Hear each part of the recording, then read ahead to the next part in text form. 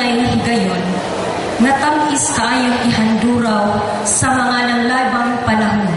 Ilabi na gayon kung kini, kadugtong og kabahin sa imong kinabuhi.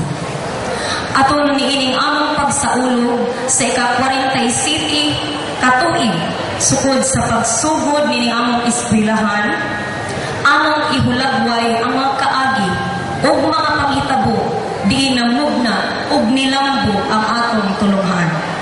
Kinigituyo agig pagkutlo sa mga tipaka sa kagahapon hangtod karon. Mga handumanan nga nahisulat sa usa ka notebook. Kini iunuhan ko LBRS Iminiches Notebook, a rare review. In 1966, Esperanza Barrio High School was set for operation. In Esperanza, Poro Cebu, catering the educational needs of high school students from the barangay itself and from its neighboring area. Its beneficiaries are indebted to the school authorities of the then Camotes Provincial High School, now Camotes National High School in San Francisco, Cebu, who took charge in the administration and supervision of the just established school. The founders of the said school include Mr. Lorenzo C. Tanza, who was the first principal that time, and Mr. Rosario O. Estrera. Mr. Boy Dalumpinis and Honorable Rose Fabroa and many more were the pioneer graduates with Mrs. Lucille Carion Estrera as the advisor. It started with a tuition fee of 8 pesos, 8 pesos, nga maoy gisaligan sa mga magtutudlo sa ilang panwildog. Kung walay kwarta na ikabayad, ang mga kanding, mga baboy o mga manok, mumadto sa eskwelahan aron magsilbing hulit sa kwarta. Ang matag magtutudlo niadto magdawat og 200 pesos nga sweldo kada buwan gikan sa munisipyo. Pagkaluoy. During that time, Mr. Garciano was the principal, and the elementary plaza is not as beautiful and plain as what it is today. Kay ang tungod niya ng flagpole, law nga lumag, ug tungod lagi kay ang high school, squatter man, apil gayon ang mga estudyante pag-ugmad, pinaagi sa paghakot o pagtakwa o mga binungan aron ma-level ang maong dapit. So kung itong tanang, pagka-level na sa ilahang plaza. Ang building sa high school may Marcos type o may ginama sa kawayan. In the early 80s, the original Esperanza Barrio High School was converted into Esperanza Barangay High School. Due to Typhoon Ruthing, nga mikuso-kuso pag-ayo sa tibok isla, ingon man dinhi sa Esperanza, nalupad og nahapla ang 3-room building nga gipanday sa mga ginikanan pinaagi sa Pintakasi. Hinungdan nga gipabalhin ang mga sections ngadto katong mga apektado ngadto sa buwangan ng mga adiha. Puwerteng alegriha. Kay sa di pa magsugod ang klase, nagatuod nagdirbi. Labi na magkatag pa ang mga bata gikan sa paglain dito sa elementary. Kaya tuman dito ang line. Mag-flag man dito.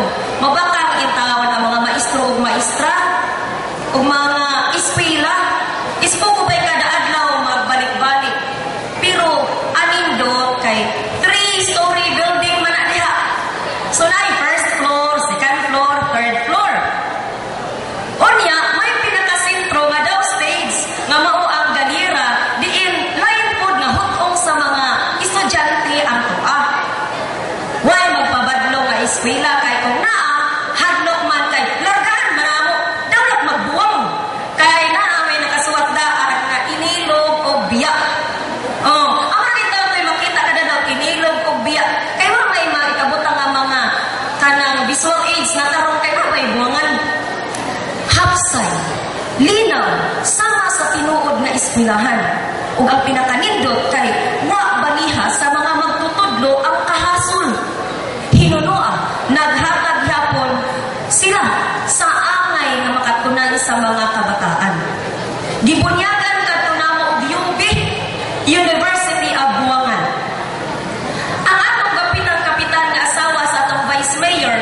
Aldina Rama, si Ma'am Daisy Surita, mao'y mga buhing saksi o produkto ni atong higayuna.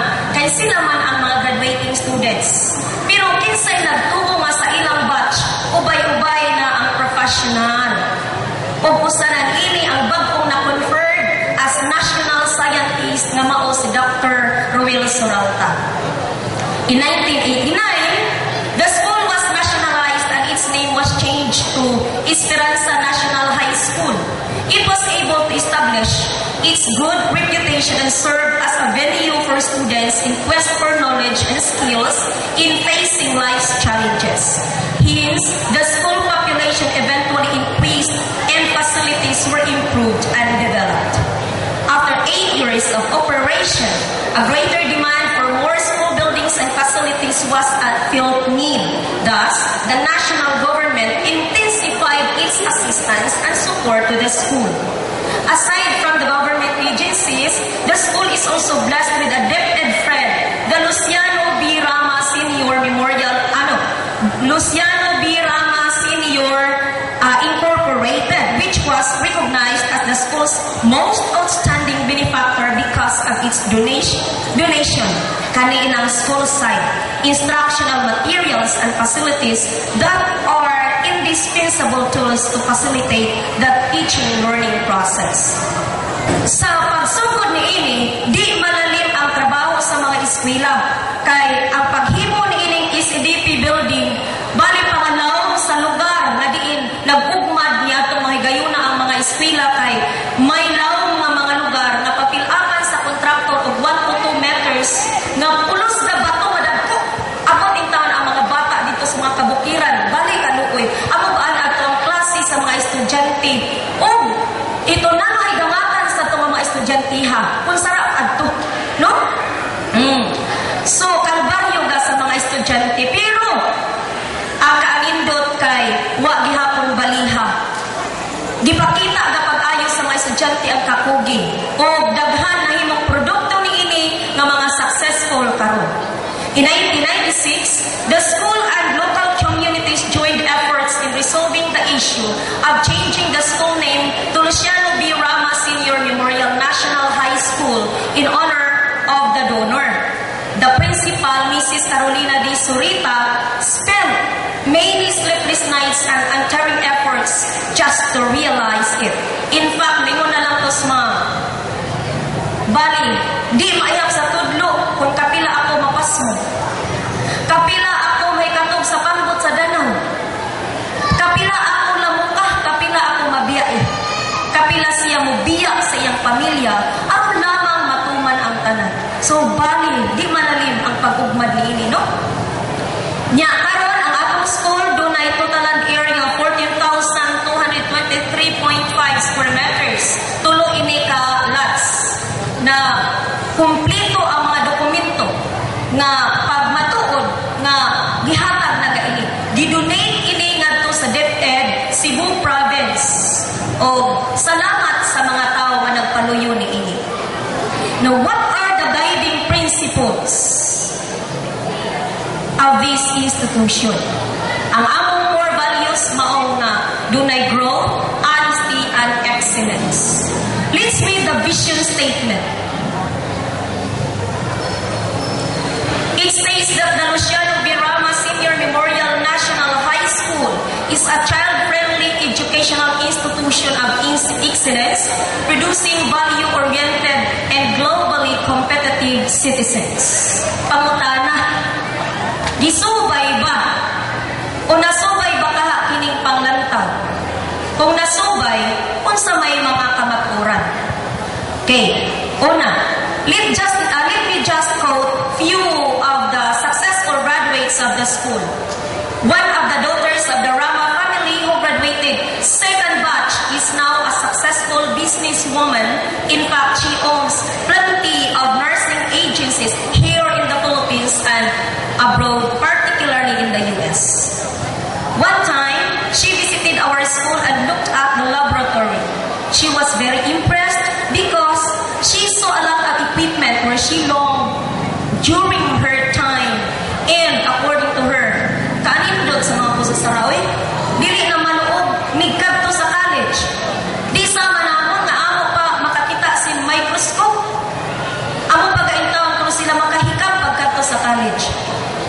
So these were some of the reasons why the family is very much eager to share their graces to us.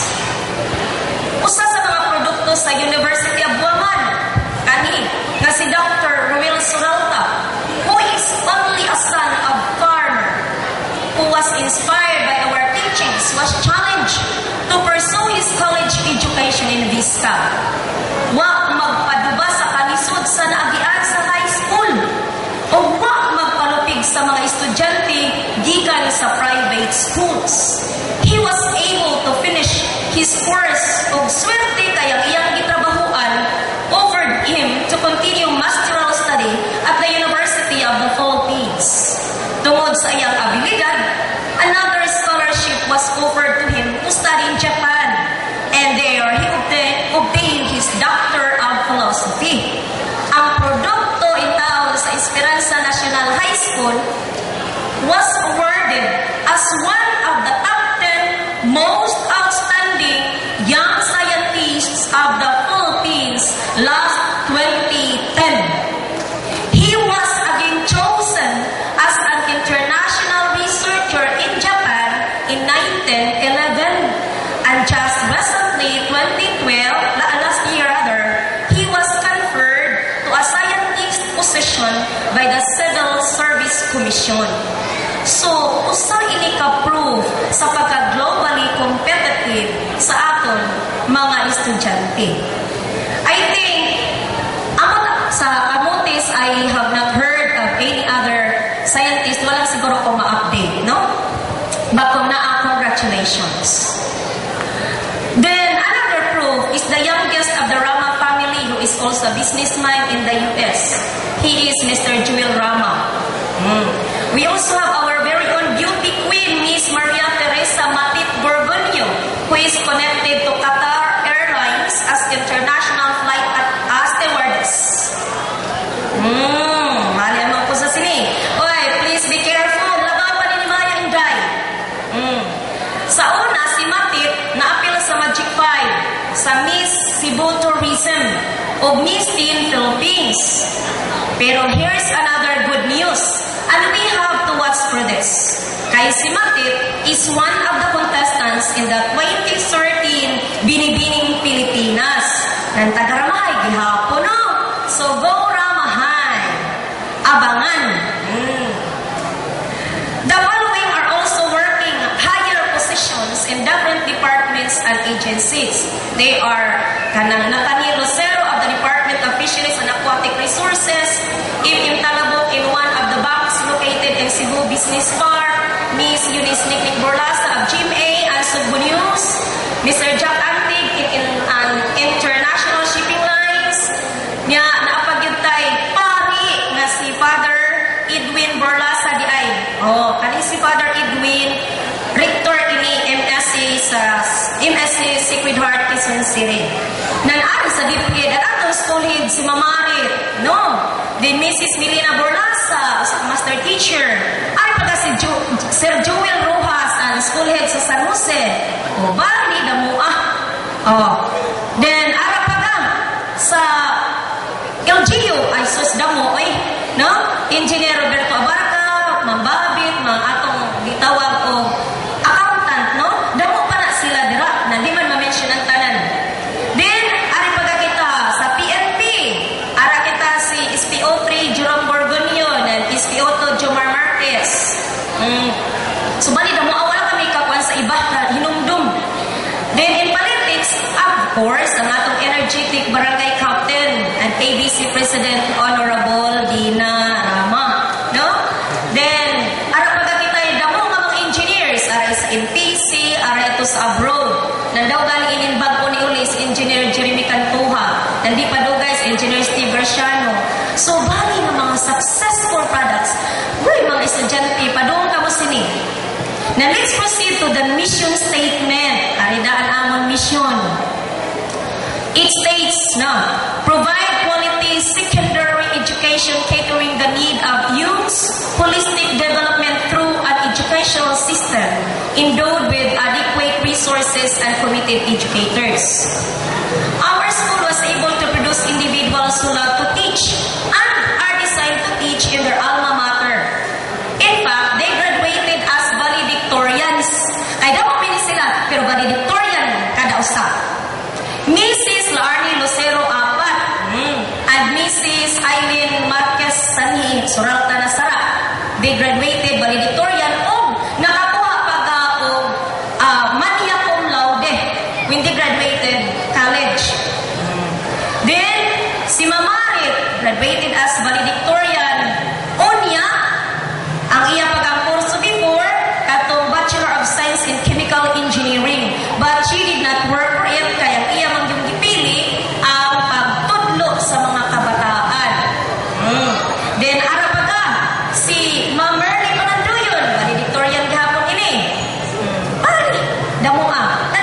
Sara, ari lang ang mga salutatorian. Ha, mga pusa, tayo nagtuo ka mo mga babae, mga maestra. Aso sabag-sabag ko Ari, si Ma'am Borlasa, si Ma'am Marangit, amo ini sila ang graduate as salutatorian. Nya, ako ba ni ini, sila si Ma'am Daisy, Ma'am Doris, Ma'am Maricel, Ma'am Shirley, Ma'am Milit, o Sir Alfred Pulos, mga with honors. Pali pa mga bright, no? Mga estudyante, di ka maghangag-hangag, boy. Mga banggitan ka na. Of the 16, 12 ang graduate sa Ramahay. Nahisagol lamang ang upat na si Ma'am Lani, si Mr. and Mrs. Pinya, na sin ako. Pero bali sortihan naman kay naapin mo kami sa grupo sa mga banggitan. Okay. May kasabihan na kung ano ang puno, ay siya rin bunga. Our teachers also are coaches. Our contestants won in the different fields. Naatay national winner sa essay writing contest, kato si Marisa Rosauro, valedictorian gihapon adto. Nya byuda na sara, bag-o pa. Then ara si Miss Jenica Claire Gorgonio ng aton Miss K President kanang winner gihapon ni division. Dan ari pa si Marvin Gorgonio, regional winner sa Anak TV. Awarded ka ini si sa Anak TV sa dari na Best MTV Director sa First Kabataan sa Visayas Media Festival. Sila kasi ni si Boy Abunda, amoy nag-award sinila, amoy nagpili. So di basta-basta ina itong mga pusa, no? So bali pa damuha sa mga na-awardan niya na atong mga teacher coaches. Niya na apagay atong bago nga winner karon nga mukanta na ilang ipakita na kung ano napili man sila as division winners sa natad sa musika. Nan ara pagkakitay math and physics wizards. Bali damuha. So gi-mold na natin ang atong mga pusa sa spiritual na paagi. Ara kitay monthly mass, no? Nya ara kitay mga katikista, pinanguluhan ni Ma'am Marit, si Sir Alfred, si Ma'am Marangit, si Sir Boy, apil dito. Magliksyon si katikism. And ari bali damuha. Nagtuto sa sanglit ang mga tao, ang mga eskwelahan, kaluyan sa Ginoo nga di ka maano, no? Nya ari pagkatay anindot kay aray nag-sponsor sin scholarship. Sa iya bang kinasingkasing nga paghinumdum ba kung ano siya sa una, isa i-share ang iyang grasya ngadto sa mga bata anak na pobre lang pareha niya sanhi. Amo na iya di pa eskwela, gunad sa first year hangtod na mo graduate. Balik ka anindot si Mrs. Marisa Rosauro Winkler. Now, how about the current school goals? Arita sa curriculum goal. Nakita natin ang mga instructional materials. Arayda mo, mga curriculum materials, mga learning intervention materials, then mga learning facilities. Kung inso dira makita, ara kitay damo. As regards to the staff development, dili ta mabintahaan kanoy sa Ginoo, we have a head teacher na bali kaabtik, pugihan o buotan. Duha ka master teachers, tulo ka naghupot og teacher 3 positions, duha ka teacher 2 positions, and the rest are all nationally funded teacher 1 positions. Hay makita sini mangita lat sin mga financial resources ang eskwelahan.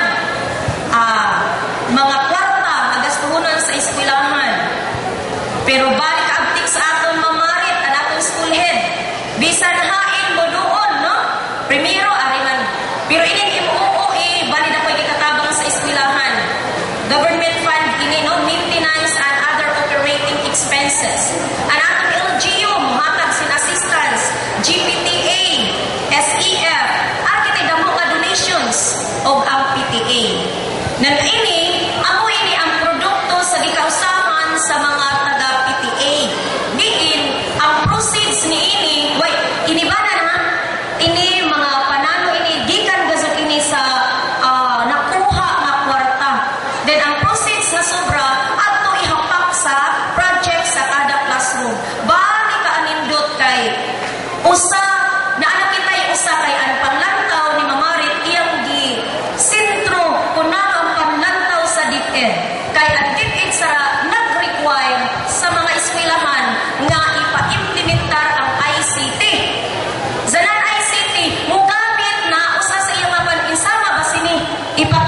kung mag-leksyon, amoy gamiton, aray laptop, aray LCD, aray projector.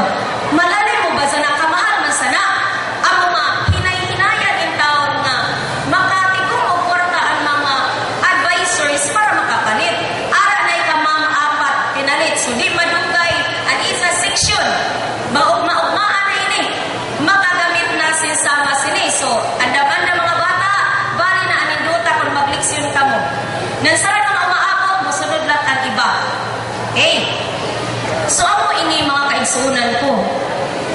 Sige lamang kamo ko nga, bali nga biyaw-yaw sa nanimang, uy, pulos ini pangaga. Dili ini. Kay parting anniversary man, ang pamutug-anan, kung ano'y panghitabo sa aton, ispilahan.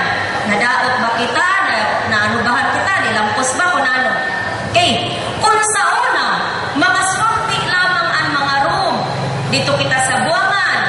Daw ang mga gantang kadagpuan atong room. Karon, hayahay na. Ang mga atong pulos na naghuro-huro kay bali na electric fan. Panumuto na lamang gani sa kadamok. Kung sa una, ang mga eskwela maglugdog bangko intawag kaluoy. Ang gikan sa Santa Rita maglugdog bangko ngani ng 3 ka kilometro. Para lang ang aring kalipuran dito sa room. Sara nagsobra na. Kung sa una, picture ang makita sa microscope, karon magamit na kada usa. Kung sa una, ang mga bata, mahadlok mugulit sa mouse sa computer, sara hands-on na. No? Sa lapod, pagka-istorya, ang ramahay high-tech na. So kita, nunod na kita pagka-high-tech. Positively, dili kay mag-high-tech kita kay nanay atong tanaw, no? So, kining tanan, mga kaigsunan ko, nahimo tungod sa pagtinabangay sa usap-usap. Hinaot nga magsilbi kining inspirasyon sa